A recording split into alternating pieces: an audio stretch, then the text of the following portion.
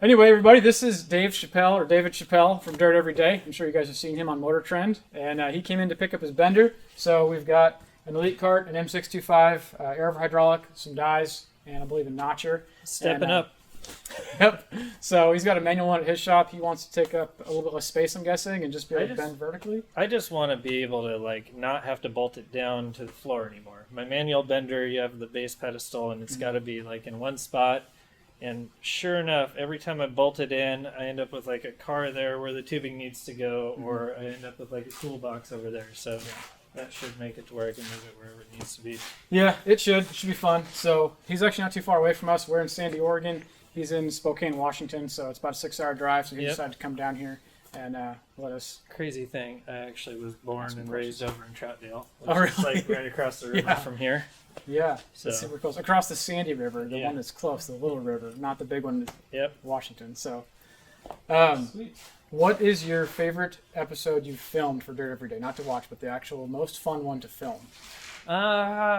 They get pretty wild. I mean, we've been hammering these things out. We have 130 episodes now, so it's pretty wild. But the most recent memory one is probably the Baja Bugs one. It just came out on Motor Trend this week, but it's super fun, kind of back to the basics. Bought a cheap VW. I bought a Baja Bug. Fred bought a basket case stock Beetle, and we converted his to a Baja Bug, and then mine I basically just painted it cool and went and thrashed on it.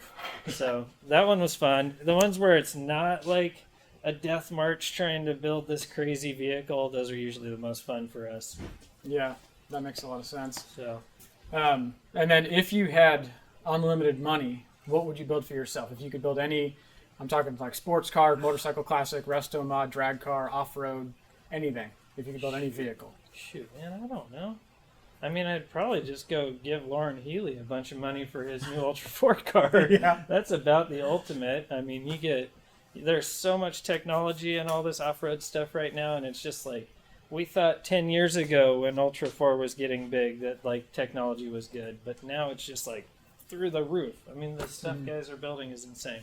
So just something high tech with a fun skinny pedal that goes anywhere and is reliable, basically. That would be it. I mean, if you could make it into a 4-seater, get all that performance, and then do a 4-seater out of it, it'd be even better. But I think I'd probably do an Ultra 4 car before I'd do a trophy truck or some fancy Porsche or something.